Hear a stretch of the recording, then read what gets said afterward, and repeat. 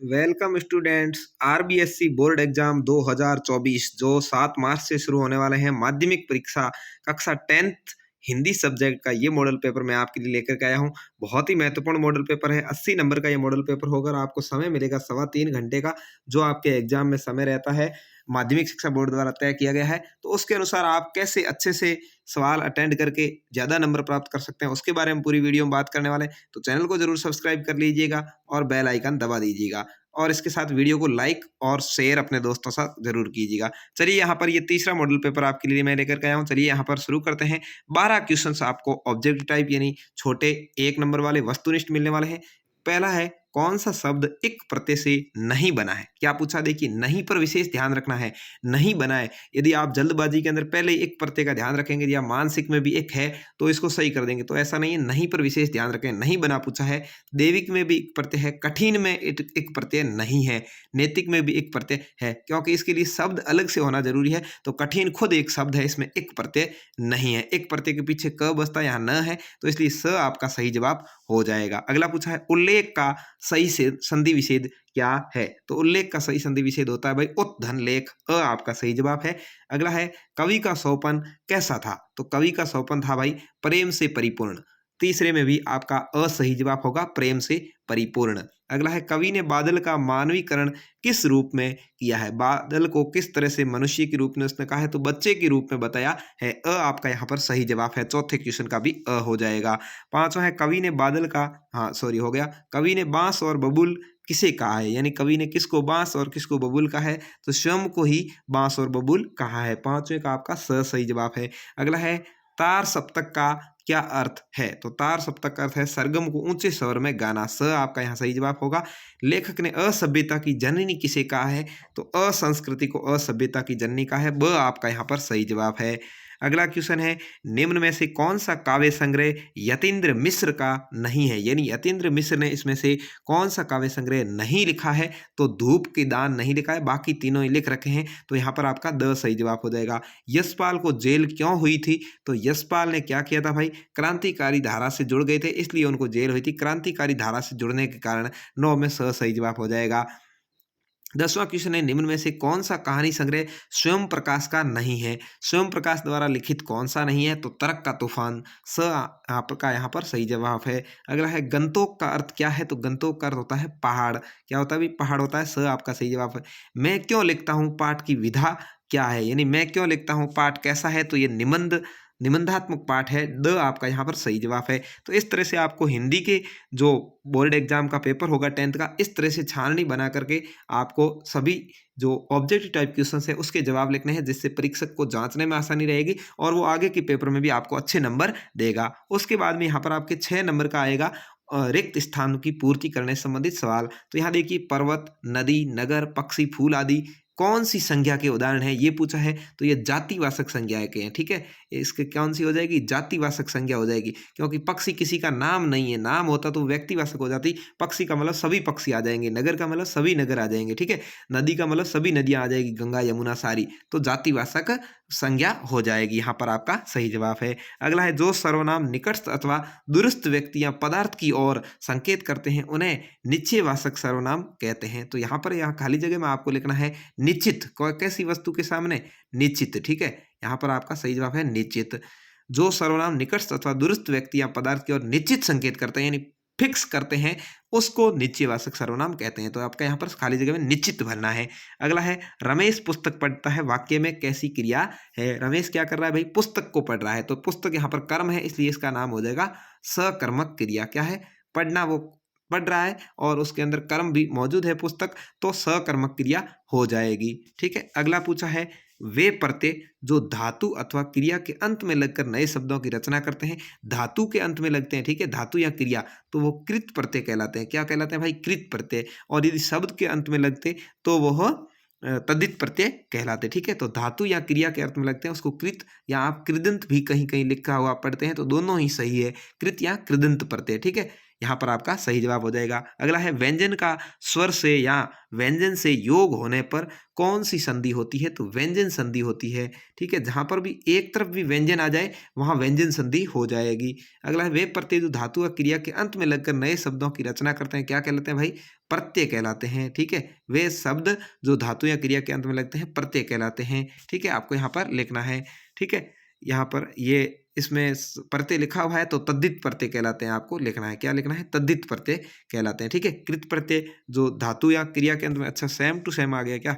यहाँ भी धातु या क्रिया के अंत में, हाँ तो ये छठा और चौथा सेम टू सेम ही छप गया है दोबारा से, तो यहाँ पर इसमें कृत प्रत्यय आपका सही जवाब हो जाएगा, ठीक है। कृत प्रत्यय हो जाएगा। अभी यहाँ पर तीसरा क्वेश्चन है वो है गद्यांश के बारे में। अभी तक के बहुत सारे मॉडल पेपर मैंने सभी सब्जेक्ट के कक्षा 10th के 12th के अपलोड कर दिए हैं, आप जाकर के उनको भी जरूर देख लीजिए। और परीक्षा तक मैं आपके लिए इससे भी बेस्ट मॉडल पेपर मेरे पास तैयार पड़े हैं, परीक्षा से कुछ दिन पहले ही मैं आपके लिए लेकर के आऊँगा। आप कमेंट करके मुझे जरूर बताएं आपको पेपर कैसे लगते हैं। चलिए यहाँ पर तीसरे में गद्यांश आया हुआ है, गद्यांश में से आपको जवाब देना है। आधुनिक काल में नारी के बारे में यहाँ पर देखिए ये पूरा है। पहला ही पूछा है प्रस्तुत गद्यांश का उचित शीर्षक क्या है? तो इसका उचित शीर्षक क्या हो सकता है? चलिए इसको देख लेते हैं। ये नारी के बारे में है तो यहाँ इसका उचित शीर्षक है वो आप लिख सकते हैं नारी शिक्षा। क्या लिख सकते हैं? नारी शिक्षा लिख सकते हैं, या आप लिख सकते हैं आधुनिक नारी, ठीक है। नारी शिक्षा के बारे में लिख सकते हैं, आधुनिक नारी लिख सकते हैं, साहसी नारी लिख सकते हैं, ठीक है। इसके अलावा यहाँ पर आपको किसके कहने से महिलाएं घर छोड़कर आज़ादी की लड़ाई में निकल पड़ी, इसमें से आप ढूंढोगे तो आपको मिल जाएगा। आज़ादी की लड़ाई में कौन कौन शामिल हुई, वर्तमान नारी में समाहित गुण, पुरुषों के साथ कंधे से कंधा, ये सारे गद्यांश में से आपको जवाब देने। गुलामी शब्द का विपरीत अर्थ गद्यांश में छांटना है तो गुलामी का आपको इसके अंदर विपरीत अर्थ वाला मिलेगा आज़ादी। गुलामी का उल्टा क्या है भाई? आज़ादी। यहाँ पर ये पढ़ा देख लीजिए, ठीक है। तो इस तरह से आपको ये दो क्वेश्चन जो मोस्ट है मैंने बता दी, बीच वाले सारे इसमें से ही हैं, आप ढूंढ करके लिख सकते हैं। उसके बाद गद्यांश नंबर अपठित पद्यांश है, यहाँ पर ये पद्यांश है, इसको 6 नंबर का आएगा। इसमें से भी आपको यहाँ पर इसके उत्तर लिखने हैं ढूंढ करके, ठीक है। प्रस्तुत पद्यांश का शीर्षक क्या है और इसके बारे में 6 के 6 सवाल आपको करने हैं। उसके बाद में आपके खंड ब आ जाएगा। यहाँ पर आपके 14 नंबर के यानी 7 क्वेश्चन आएंगे 2-2 नंबर के। कितने भाई? 2-2 नंबर के 7 क्वेश्चन आएंगे जो पाठों में से हैं, वहां से आपको इसको 2 से 3 लाइन में उत्तर देना है। 40 शब्द का मतलब अधिकतम 4 लाइन। बाल गोपाल भगत के बारे में, आर्थिक स्थिति खराब होने पर, इन सभी की मैं उत्तरमाला भी आपको वीडियो के लास्ट में बता दूंगा, जहां से आप इनके उत्तर देख सकते हैं। कवि की आंख किससे नहीं हट रही थी, क्यों? गोपियों ने उद्धव को बड़भागी क्यों बताया? 9वां है माता का अंचल पाठ में निहित संदेश। 10वां है एक दिन मैंने हिरोशिमा पर कविता लिखी, लेखक की अनुभूति। 11वां है तूल देना मुहावरे का अर्थ और वाक्य में प्रयोग। यहाँ पर आपको इसका अर्थ भी बताना और वाक्य में प्रयोग करना। 2 नंबर का क्वेश्चन है, 1 नंबर का आपको अर्थ का और 1 नंबर वाक्य में प्रयोग का हो जाएगा, ठीक है। तो जैसे है व्यर्थ में अधिक महत्व देना, तूल देना का अर्थ होता है व्यर्थ में अधिक महत्व देना, ये तो हो गया इसका अर्थ। अब आप इसके बारे में अधिक अर्थ देना, ठीक है। और इसके बारे में आप वाक्य में प्रयोग ऐसे कर सकते हैं, पत्रकार बिना किसी बात के तूल दे देते हैं, यानी बिना किसी बात को तूल दे देते हैं, मतलब व्यर्थ में ही अधिक बात को बढ़ा देते हैं, ठीक है। कभी कभी लड़ाई में किसी चीज को तीसरा व्यक्ति तूल दे देता है, मतलब व्यर्थ में इस बात को बढ़ा देता है, ठीक है। तो इस तरह से आपको लिखना है। खंड स में यहाँ पर गद्यांश आएगा, इसमें से आपको 4 नंबर के क्वेश्चन पूछे गए हैं, अथवा में भी आएगा, दोनों में से जो आपको ठीक लगे उसमें 4 नंबर के ये जो सवाल है इसके उत्तर आप दे सकते हैं। उसके बाद में अगला पद्यांश भी आएगा, यहाँ पर भी 4 नंबर का आएगा, ये भी अथवा में है, दोनों में से कोई एक ठीक लगे उसका आपको आंसर 4 क्वेश्चन के देने हैं। उसके बाद में यहाँ 3 नंबर का आपके क्वेश्चन आएगा, ये अथवा में आएगा, जो पाठों में से ही है, आपको दोनों में से कोई एक का उत्तर देना है। 15 में भी यहाँ पर 2 आपके आए हैं, दोनों में से किसी एक उत्तर आप दीजिए। अब खंड द आ जाएगा, यहाँ पर आपके क्वेश्चन 4-4 नंबर के आने शुरू हो जाएंगे, यहाँ पर भी 2 आएंगे, कोई भी एक आपको लिखना है। निराला जी का बहुआयामी कर्तृत्व और व्यक्तित्व, या लेखक स्वयं प्रकाश के कर्तृत्व और व्यक्तित्व को आप लिख सकते हैं। 17वां यहाँ पर है लॉन्ग स्टॉर्म घूमते हुए चक्र को देखकर लेखिका ने क्या सोचा, या हिरोशिमा की घटना, दोनों में से कोई एक आपको लिखना है। उसके बाद में यहाँ पर आपके 18 नंबर वाला क्वेश्चन, जो 18वां क्वेश्चन आया वो 6 नंबर का आने वाला है। यहाँ पर देखिए आपको 300 शब्दों में एक निबंध लिखना है, मतलब कम से कम 2 से 3 पेज भरने हैं। राष्ट्रीय विकास में नारी की भागीदारी पर आप लिख सकते हैं, या बढ़ती महंगाई एक विकराल समस्या पर लिख सकते हैं, फैशन की व्यापकता उसके दुष्प्रभाव पर लिख सकते हैं, जीवन की वह कोई स्मरणीय घटना पर आप लिख सकते हैं। चारों में से कोई एक आपको लिखना है, ठीक है, जो कम से कम 2 से 3 पेज का हो। उसके बाद में यहाँ पर 19 नंबर क्वेश्चन बहुत ही मोस्ट है, 4 नंबर का आपका आएगा। यहाँ पर आपको राजकीय उच्च माध्यमिक विद्यालय शिवपुरा का कक्षा 10वीं का छात्र रितेश मानते हुए विद्यालय के प्रधानाचार्य को खेलकूद व्यवस्था सुचारू करवाने हेतु प्रार्थना पत्र, यानी यहाँ पर एप्लीकेशन लिखनी है आपको, या आप ये निबंध लिख सकते हैं, सॉरी आप ये यहाँ पर पत्र लिख सकते हैं अपने भाई को, ठीक है। तो इसके बारे में आपको यहाँ पर मैं आपको जो उत्तरमाला बताऊंगा उसमें आपको बता दूंगा कैसे लिखना है। उसके बाद में 4 नंबर का यहाँ पर आपका एक विज्ञापन तैयार करने का आएगा। दोनों में से आपको कोई एक करना है। विज्ञापन कैसा आएगा वो मैं आपको अभी उत्तरमाला में बताने वाला हूँ। तो उससे पहले अभी तक आपने चैनल को सब्सक्राइब नहीं किया तो जरूर कर लीजिए। जो भी अपने भाई बहन से प्यार करता है वो चैनल को जरूर सब्सक्राइब करेगा और वीडियो को लाइक शेयर करेगा। यहाँ पर आप मॉडल पेपर नंबर 3 की आंसर की देख रहे हैं। यहाँ पर देखिए पहला और दूसरा सवाल तो मैंने आपको हल करवा ही दिया था। तीसरा सवाल यहाँ पर देखिए ये सभी सवालों के उत्तर है। मैं धीरे धीरे इसको ऊपर बढ़ा रहा हूँ। ये चौथे सवाल का आंसर आप देख रहे हैं। आप इसको आराम से रोक करके स्क्रीनशॉट लेकर के या अपनी किताब में से ढूंढ करके पढ़ सकते हैं। ये 5 और छठे क्वेश्चन का आंसर है। 2 से 3 लाइन में आप देख रहे हैं।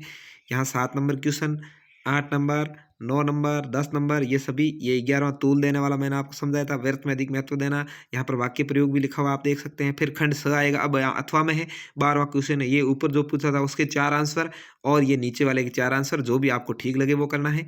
13 नंबर यहाँ पर आपको ये 4 क्वेश्चंस और नीचे वाले 4 क्वेश्चंस।